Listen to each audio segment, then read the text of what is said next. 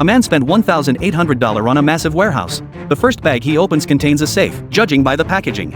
It clearly held valuable items, as moving it alone proved quite a struggle. Clearly not the right moment to open it yet, so the treasure hunter decided to inventory the rest of the warehouse first. Inside a small leather case, he finds various collectibles from the previous owner, even an antique mousetrap that looks quite historic. The bag also holds many collectibles the treasure hunter doesn't recognize, and some items inside seem to be made of gold, though later, with some of the jewelry he suspects they might just be fakes. Upon opening a small box, a beautifully crafted stopwatch was revealed, with some very vintage jewelry tucked beneath the box. Clearly, the warehouse's former owner was wealthy. The treasure hunter could barely contain his urge to force open the safe, but then he discovered postcards made of pure leather, a sight he'd never encountered before, confirming the previous owner was likely a collector. After clearing out the next crate, the treasure hunter found an antique telescope, clearly a collector's item. The next item, crafted entirely of brass, was even stranger. He guesses it might be a door knocker or something similar. Just as he's about to turn his attention to the safe, the next jar makes him shout again. It's filled with collector-grade marbles. However, the next machine was very peculiar. He stares at it a long time but can't figure out what it is. As the two slowly unpack the boxes, the treasure hunter discovers spoons made of solid gold, and there are plenty more in the bags. Then he decides to force the safe open, which proved exceptionally sturdy. After what feels like 81 hammer strikes, he finally pries it open. Once opened,